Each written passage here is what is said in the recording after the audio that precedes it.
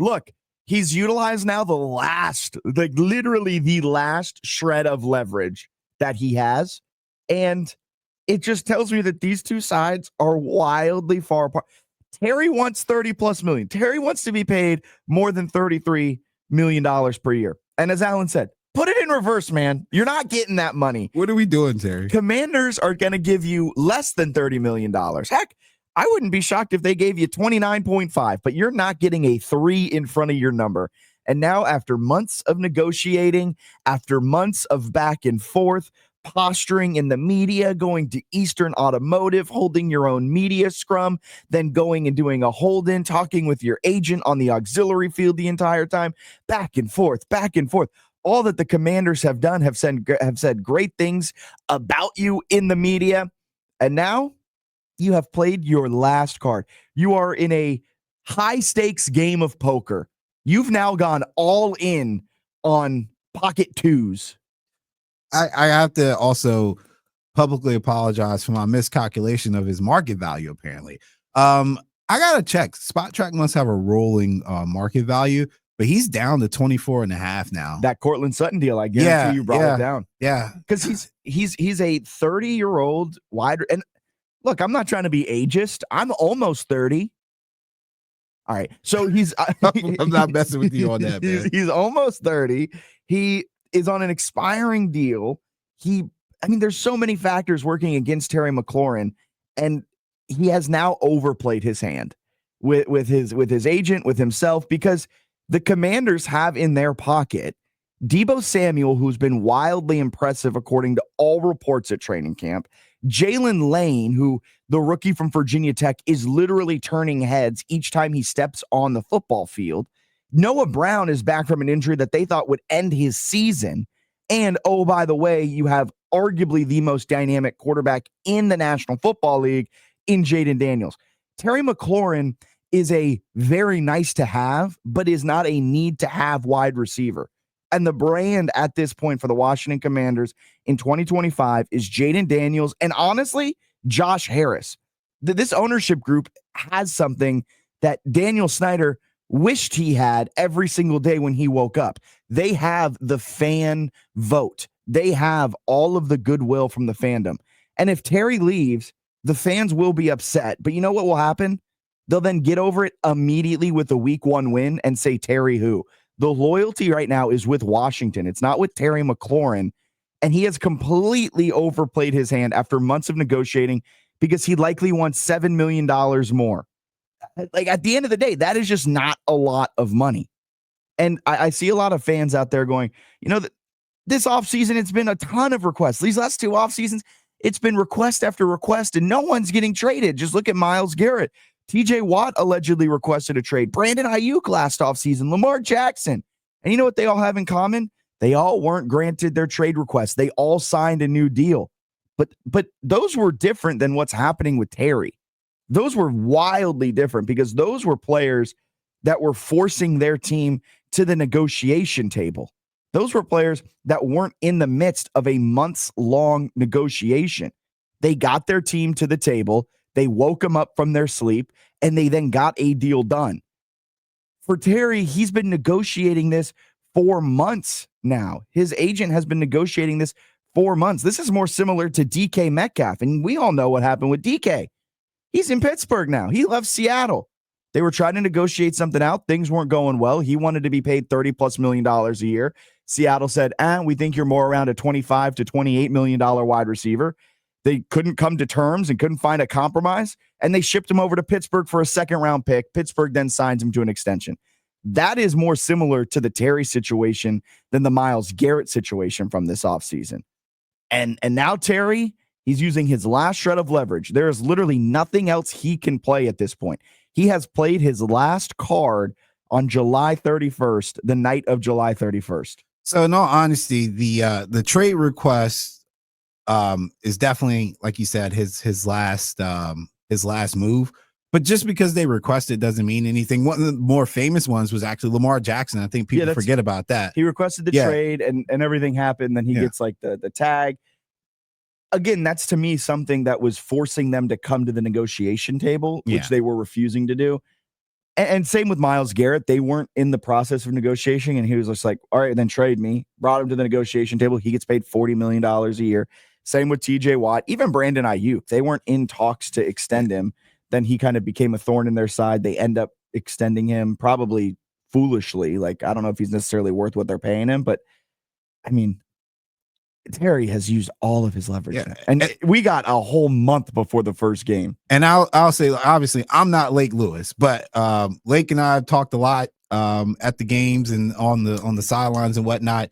And when the ownership said at the beginning that trading was not on the table and that was not an option, I believe wholeheartedly that they will stand on that, because right now they have all the leverage. You're still under contract for a year. They still have franchise tags that they can use. You'll just be disgruntled. You're not going to go out there and play on a tag and tank your value. You're probably going to play even harder. So I don't think if this was any other situation in past years, I think, that role reversal would have happened. There'd be more pro Terry people, but the fan base and this ownership group have tasted success. They've got their foundation in Jaden Daniels. Like, you're now a part. You're not the main course, right? You're an appetizer. Yeah. So you either get with it or get left behind. He's a nice to have piece. He's not a need to have piece. Yeah, and I'm not trying to knock him, because again, I'm pro Terry. I love Terry, but on the business side of things, he is a nice to have. Yeah. He's not worth $33 million in the eyes of this front office. And if they don't think that, in the eyes of the league, and I mean, they have all the leverage now. Washington does, because you said it. He's under contract for this year. They've got 2 years of franchise tags that they could use on him. Now, they probably don't want to do that, because that would probably put him around $35 million. Yeah, I don't know if they want to do that. But like, in theory, you have at least 2 years of team control with the final year of the extension with a franchise tag that would probably put him around $29 million. And then the second franchise tag is when things get really expensive. But I want to say the tag probably is going to be around 26, 27. Franchise tags the average of the top 5 players at a position. Let me see. And then the second franchise tag you hit is like 50% more than the first tag or something crazy, where that's when it gets expensive. Yeah. But he does not have any of the leverage, which is why I was so shocked he requested this trade so early in this process. And it truly does tell me that these two sides are completely off, and neither side now is budging. They've budged enough. Terry is probably at the lowest number he would come down to.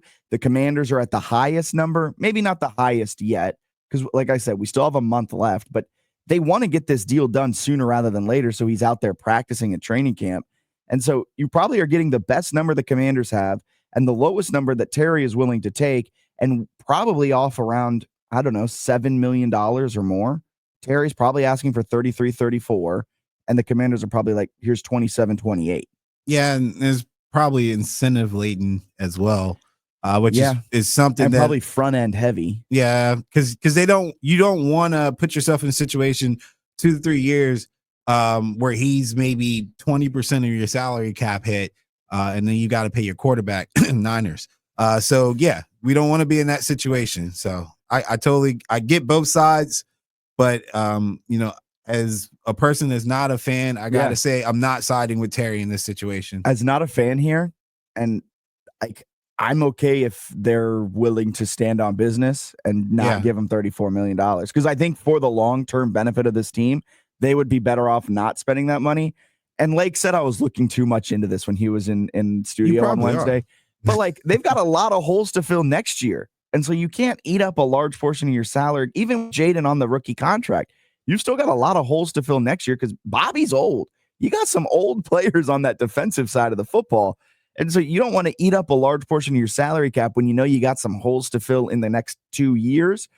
And so it's a tough situation. And it's the first deal Adam Peters and this front office have done. You do not want to set a precedent that the player can control you in ways that Terry is trying to show that he's trying to do, an emphasis on trying with all of this, because. And there's still this sentiment that the Commanders owe Terry, but that whole ownership group, all the people who owe Terry are unemployed right now by the Washington Commanders. That, and look at teams who honor owing players, right? Yeah. You don't have a lot of success. The Patriots were the greatest dynasty. Maybe the Chiefs are going to be a better dynasty, but the Patriots are the greatest dynasty we have seen in football. And you know what they never did? They never honored the people that they owed stuff to. They got rid of Tom Brady. They got rid of Lawyer Malloy and Teddy Bruschi and that whole first era of defense. They have gotten rid of players that you would say that they owed something to. Yeah. And they had success. You don't find success in the National Football League by giving out legacy contracts. That's not a thing in the NFL. We got a text when he signed before 24.5 was 12% of the cap. 12% of next year's cap is 33 per year. It's the same contract percentage he got last time he signed. So yeah, here's the thing though, 804 Sean, he's not worth 12% of your cap in 2025, 2026. Like the times have changed. And when he signed before, he probably was worth 12%, probably worth 50%, honestly. Because he was the only marketable player. Considering what you had and what you had at quarterback. What you have now and the future projection of this organization is going to be Jaden and the sum of all parts. It's not going to be Jaden and Terry or Jaden and whoever else you put in there. It's Jaden and the sum of all parts. And every day Terry misses camp, it's giving Jalen Lane more reps, more opportunities to show out. And he has taken advantage of every single one of his reps up to this point. Every day Terry holds out. Every day that coaching staff is like, man, we've got a pretty good rookie here. Yeah, and again, the skill sets that Terry doesn't necessarily have, which is the yards after the catch prowess, right? Like that's what Lane and Debo bring. Yep. Terry should be complimenting that, right? Like this should be complimentary football. Instead, you're going to make them probably look elsewhere or try to figure out a way to work around it, or how can we get the most out of all these other players and what kind of player do we need in the future to replace the Terry. But I think a lot of the whole like division part of this negotiation is a little speculation. Like, I don't think they're necessarily mad at each other, but Terry has to take a stance for Terry and Washington has to take a stance for Washington. And he has now played the last shred of leverage that he has. Like at the end of the day, this is his last thing he could do to try and get some more money out of Washington. They have said it time and time again. Diana Rossini reporting, Adam Schefter reporting, every insider reporting that a lot of teams have been calling since the start of the offseason on the status of Terry.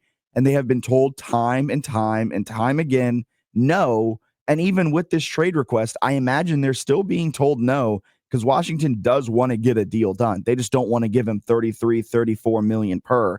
They want to stick around the sub 30 number.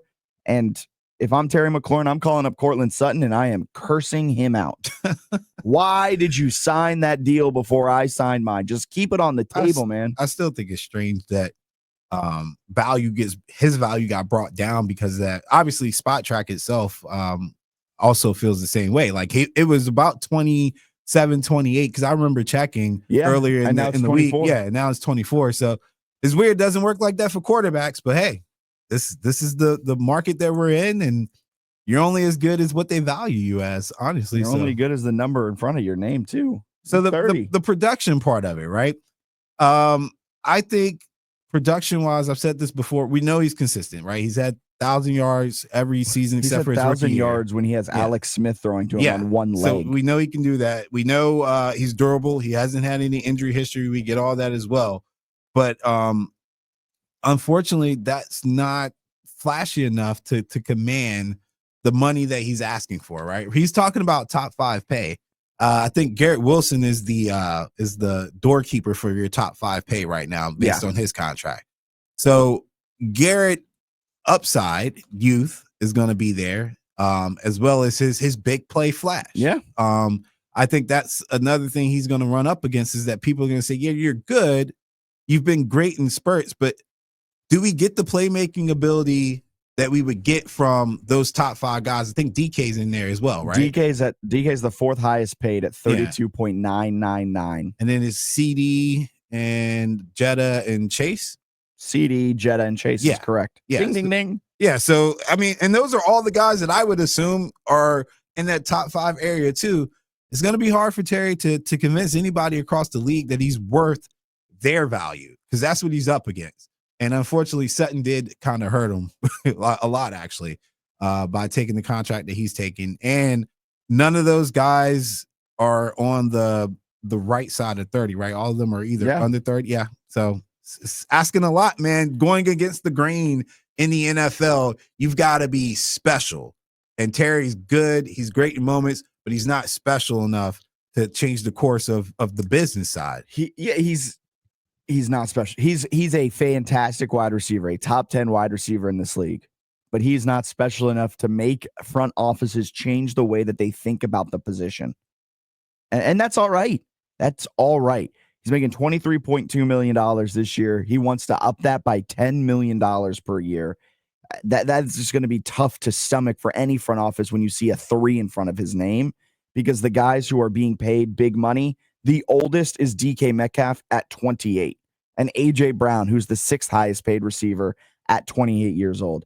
Everyone else in the top 7 are 26 or younger. So it's a tough thing, because when you're signing this deal, the extension, you'll be 33, 34 when it's done. And history shows that when you're a 30-plus-year-old wide receiver, your numbers don't get better. They get worse. But Terry also understands that this is his last payday. This is his last big payday. So he's going to try and get every single ounce of juice that he can out of the Washington Commanders. I don't blame him for it. It's just not going to work out for him. And I think it is a crazy move to use your last piece of leverage this early on in training camp. If I was Terry, if I was his agent, I would have kept that in my back pocket until maybe next week. But playing it now at the start of August, you are now out of cards. You've gone all in on a pocket 2, and the Commanders are sitting there with a royal flush. You got to hope they blink and you don't.